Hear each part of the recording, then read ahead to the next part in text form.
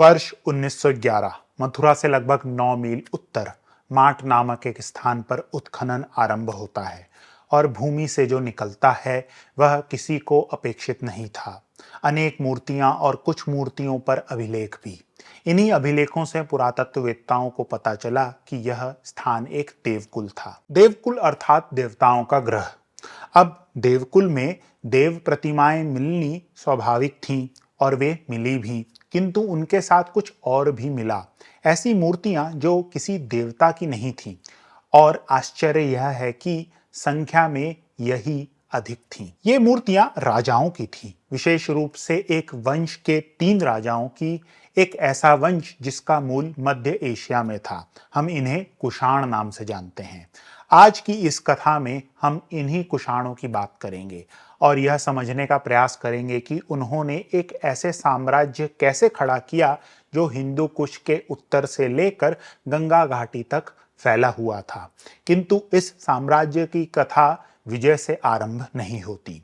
कुषाणों का आरंभिक इतिहास हानि और त्रासदी का इतिहास है। ये एक ऐसे जनसमूह से आते थे जिन्हें चीनी ग्रंथों में यूची कहा गया है। यूचियों की मूल भूमि उत्तर पश्चिमी चीन थी, किंतु वहां उन्हें एक के बाद एक अपमानजनक पराजयों का सामना करना पड़ा और अंततः वे अपनी भूमि छोड़ने पर विवश हुए। लगभग 130 ईसा पूर्व तक ये लोग बैक्ट्रिया के उत्तर के प्रदेश में जाकर बस गए और शीघ्र ही उन्होंने बैक्ट्रिया के प्रदेश पर अधिकार भी स्थापित कर लिया। एक पराजित जनसमूह ने एक नई भूमि जीत ली थी, किंतु इसी विजय के बाद उनके भीतर कुछ ऐसा घटा जिसने उन्हें फिर बिखेर दिया। वे 5 कुलों में विभाजित हो गए। इस विभाजन का कारण हम आज तक नहीं जानते, किंतु इतना स्पष्ट है कि यह बिखराव लगभग 1 शताब्दी तक चला और वे पुनः एक हुए लगभग 25 ईस्वी के आसपास। अब प्रश्न उठता है कि 100 वर्षों के बिखराव के बाद यह कुल अचानक एक क्यों हुआ? इसका पूर्ण उत्तर हमें ज्ञात नहीं है, किंतु एक संभावित कारण उनके दक्षिण में हो रही घटनाओं में छिपा हो सकता है। यह वह काल था जब इंडो पार्थियनों का उदय हो रहा था और उनके शासक गोंडोफेरिस के नेतृत्व में उन्होंने काबुल घाटी पर अधिकार कर लिया था। संभव है कि इंडो पार्थियन आक्रमण के इसी भय ने यूचियों को पुनः एक कर दिया हो। कभी कभी बाहर का संकट ही भीतर की फूट को समाप्त करता है। इस पुनर्मिलन को संभव बनाया एक व्यक्ति ने, कजुला कैटफाइसेस। यह 5 यूची कुलों में से एक का प्रधान था और उसी ने संपूर्ण यूचियों को एक सूत्र में बांधा। अब ध्यान दीजिए, यह पुनर्मिलन जिस कुल के ध्वज के नीचे हुआ उसका नाम गुएशांग था और यहीं से जन्म हुआ उस नाम का जिसे हम आज जानते हैं। कुषाण शब्द गुएशांग से ही आया है। इस पुनर्मिलन के बाद ये लोग गुएशांग अथवा कुषाण कहलाने लगे। एक पराजित जनसमूह को अब एक नया नाम मिल चुका था और इसी एकता के साथ कुषाण प्रदेश का विस्तार आरंभ हुआ। कजुला कैटफाइसेस सबसे पहले दक्षिण की ओर बढ़ा और वहां उसने इंडो यूनानी या इंडो ग्रीक्स के अंतिम अवशेषों को समाप्त कर दिया।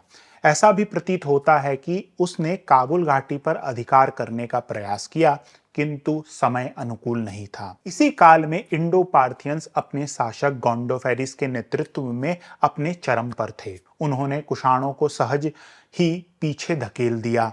कजुला कैटफाइसेस को प्रतीक्षा करनी पड़ी और प्रतीक्षा का फल भी मिला। लगभग 46 ईस्वी में इंडो पार्थियन शासक गोंडोफेरिस की मृत्यु हो गई और उसके बाद जो हुआ वह अनेक साम्राज्यों की नियति रही है। गोंडोफेरिस का साम्राज्य गृह युद्ध में डूब गया। उसके उत्तराधिकारी आपस में ही लड़ने लगे। यही वह अवसर था जिसकी प्रतीक्षा कजुला कैटफाइसेस कर रहा था। पहला लक्ष्य था काबुल घाटी, जिस पर उसने सहज ही अधिकार कर लिया और फिर वहीं काबुल घाटी तक्षशिला पर आक्रमण का आधार बनी। लगभग 78 ईस्वी तक कुषाण अश्वारोही सेना ने इंडो पार्थियनों की राजधानी तक्षशिला को ध्वस्त कर दिया। यह विनाश इतना संपूर्ण था कि इंडो पार्थियन प्रदेश का अधिकांश पूर्वी भाग कुषाणों के अधिकार में आ गया। केवल सिंध का प्रदेश और इंडो पार्थियनों की मूल भूमि सकस्थान ही कुषाण अधिकार से बाहर रह गई। कजूला कैटफाइसिस, जिसने बिखरे हुए यूचियों को एक किया और आगे चलकर कुषाण साम्राज्य की नींव रखी, 80 वर्ष की आयु में इस संसार से गया। उसी के नेतृत्व ने एक पराजित जनसमूह को एक भयावह शक्ति में बदल दिया था। किंतु कजूला की मृत्यु के साथ यह विस्तार रुका नहीं। उसके पुत्र वीमा तख्तू ने 25 ईस्वी से 100 ईस्वी तक शासन किया और उसके पौत्र वीमा कैटफाइसिस ने 100 ईस्वी से 127 ईस्वी तक। इन दोनों ने साम्राज्य को पूर्व की ओर गंगा घाटी तक बढ़ाया। कजूला के पुत्र वीमा तख्तू के नेतृत्व में कुषाण सेना ने पंजाब के मैदानों पर अधिकार कर लिया और पश्चिम में कुषाण सेनाओं ने इंडो पार्थियनों को सिंध के प्रदेश से खदेड़ दिया।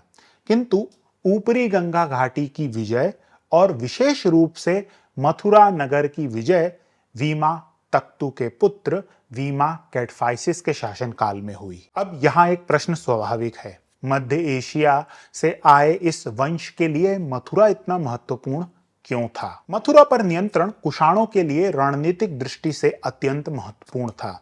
इससे उन्हें 3 लाभ प्राप्त हुए।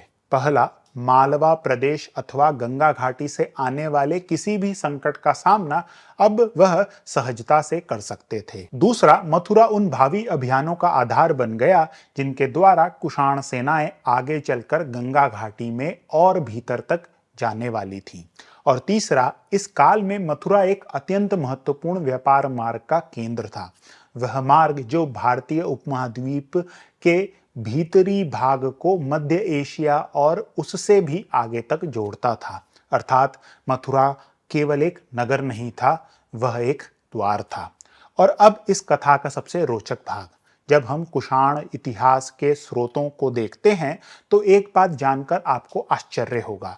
भारतीय ग्रंथों में कुषाण शब्द कहीं नहीं आता, एक बार भी नहीं। भारतीय स्रोत जैसे कि पुराण इन्हें तुषार या तुखार कहकर वर्णित करते हैं। और अब उस स्थान पर वापस लौटिए जहां से हमने यह कथा आरंभ की थी, टोकरी टीला। कुछ विद्वानों के अनुसार यह नाम तोखारी टीला का ही बिगड़ा हुआ रूप है, अर्थात तोखारों का टीला। मुझे लगता है कि यह एक अत्यंत महत्वपूर्ण तथ्य है जो दिखाता है कि लोक स्मृति कितनी शक्तिशाली हो सकती है। राज्य चले गए, साम्राज्य चले गए, किंतु नाम भूमि में रह गया। इन स्रोतों से हमें एक बात स्पष्ट रूप से समझ आती है, ये तुखार एक भिन्न जन थे और तुखारों की भूमि एक ऐसे देश में थी जो भारत की सीमाओं पर स्थित था। अब आपके मन में एक प्रश्न अवश्य होगा, यदि भारतीय स्रोतों में कुषाण शब्द कहीं नहीं है तो हम कैसे जानते हैं इस नाम को? उत्तर है उनकी अपनी मुद्राओं से। कुषाण मुद्राओं पर कुषाण या गुषाण जैसे शब्द अंकित मिलते हैं, अर्थात जिस नाम से हम आज उन्हें जानते हैं वह नाम उन्होंने स्वयं हमें दिया है। यदि अब आपको जानना है कुषाणों से पूर्व का इतिहास तो कृपया करके यह वीडियो देखें, और यदि आपको यह चैनल अच्छा लगा तो कृपया करके सब्सक्राइब करें। धन्यवाद।